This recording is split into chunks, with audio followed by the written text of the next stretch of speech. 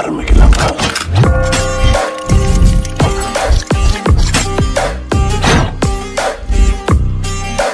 Hi மக்களே, வணக்கம். வாங்க இன்னைக்கு வீடியோக்குள்ள போகலாம். இன்னைக்கு வந்து நான் வாழைத்தண்டு ரசம் வைக்கலான்னு இருக்கிறேன். அதுக்கு ஒரு வாழைத்தண்டு மிக்சியில் போட்டு ரன் பண்ணி ஜூஸ் எடுத்து வச்சிருக்கிறேன். இது வந்து மிளகு, சீரகம், பூண்டு, பெருங்காயம், மஞ்சத்தூள் எல்லாம் ஒரு ஸ்பூனு போட்டு அரைச்சி வச்சிருக்கிறேன். இது தக்காளி புளி கரைச்சி வச்சிருக்கிறேன். கொத்தமல்லி, கருவேப்பிலை தாளிக்கிறதுக்கு. கடுகு போட்டுக்கலாம்.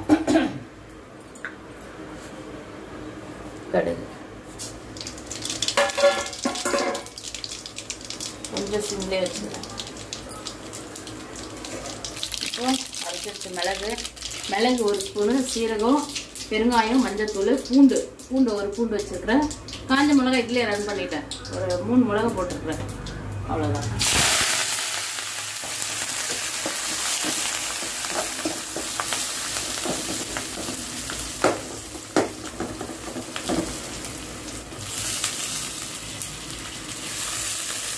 கொஞ்சம் கருவேப்பிலை எக்ஸ்ட்ரா போடுறேன்.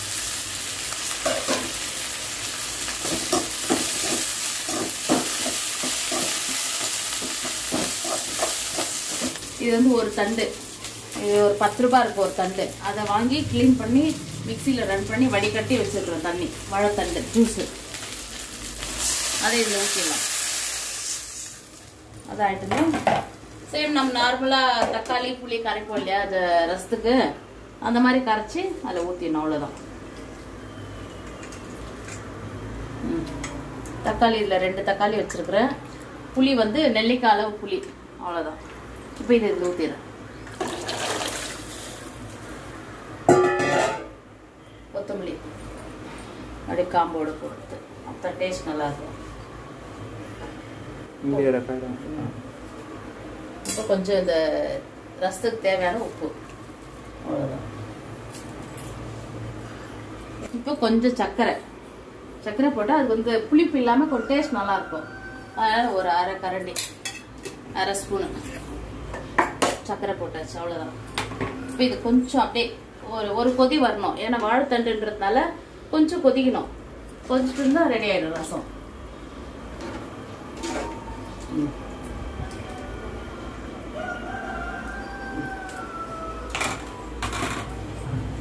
கொஞ்சம் பெருங்காயம் 1 ஸ்பூன் அளவுக்கு போதும். அப்படியே கொதிக்கிட்டு இப்போ இது கொதிச்சுட்டு இருந்தால் ரசம் ரெடி ஆகிடும்.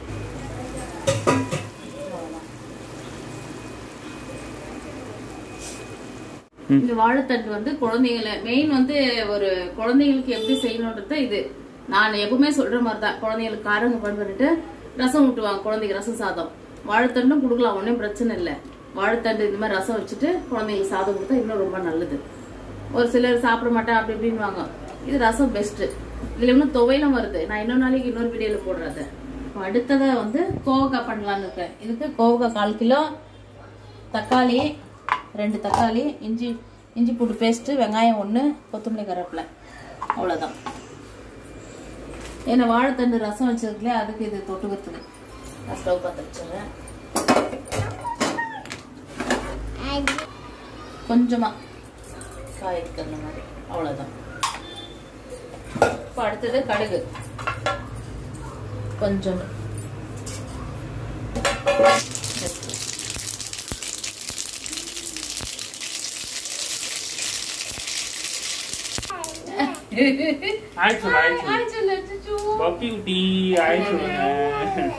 சரி காமிப்பா. வெங்காயம் போட்டுக்கலாம்.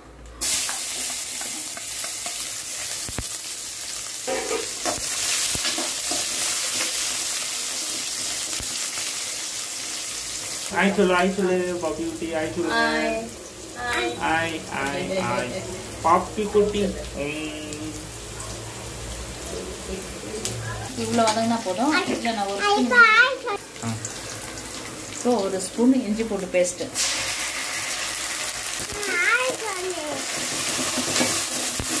கொஞ்சம் வதங்கிட்டு நான் கோவக்காய் போட்டுக்கிறேன். கோவக்காய் போட்டுக்கிறேன். அதில் கொஞ்சம் உப்பு. ஹாய் ஹாய் சொல்றாமா ஹாய் சொல்லுங்க ஹாய் சொல்லுங்க இப்படி கையில பண்ணு இப்படி பண்ண கையில ஹாய் ஹாய் ஹாய் இப்போ கொஞ்சம் உப்பு போட்டாச்சு அடுத்தது மஞ்சள் தூள் கொஞ்சம் காய்க்கு கொஞ்சம் மஞ்சள் தூள் இது எண்ணெயிலே வேகணும் கொஞ்சம் நான் அப்படியே மூடி வச்சிடுறேன் கொஞ்சம் மிளகாத்தூளும் போட்டுறேன் இதுக்கு அவ்வளோ தேவையில்லை கொஞ்சமாக ஒரு அரை ஸ்பூன் இவ்வளோதான் காய்க்கு தகுந்த மாதிரி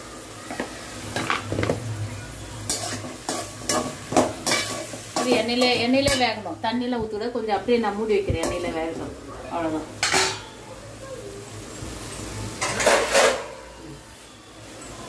ஸ்டவ் சிம்மில் வச்சுட்டு அப்படியே வேகணும் இப்போ அடுத்ததான் தக்காளி போட்டுக்கலாம் வெந்துடுச்சு தக்காளி போட்டுக்கலாம்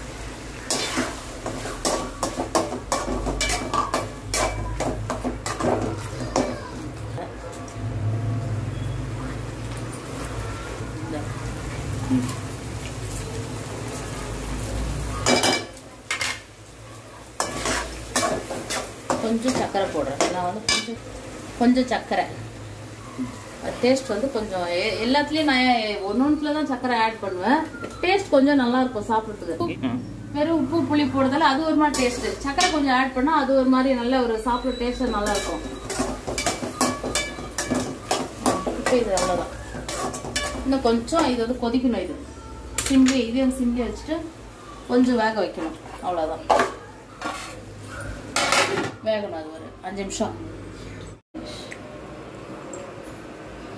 இவ்வளோதான் இந்த ஸ்டேஜ் இவ்வளோ ட்ரை ஆனால் போதும் இவ்வளோதான் ரெடி ஆயிடுச்சு இது அந்த வாழைத்தண்டு ரசத்துக்கும் இதுக்கும் சைட் டிஷ்ஷு சூப்பராக இருக்கும் இந்த கோவக்காய் உங்களுக்கு பிடிச்சிருந்தா லைக் பண்ணுவோம் ஷேர் பண்ணுவோம் சப்ஸ்கிரைப் பண்ணுங்க தயவுசெய்து சப்ஸ்கிரைப் பண்ணிட்டு பாருங்க எல்லாம் அப்படியே வீடியோ பார்க்குறீங்க அதனால இந்த டிஷ் ரொம்ப பிடிச்சுன்னா கமெண்ட் பண்ணுங்க இன்னும் அந்த நீங்கள் கமெண்ட் பண்ணுறதுலையும் அதுலேயே தான் எங்களுக்கு ஒரு இன்ட்ரெஸ்ட் வரும் லைக் பண்ணுவோம் ஷேர் பண்ணுங்க சப்ஸ்கிரைப் பண்ணுங்க நன்றி வணக்கம்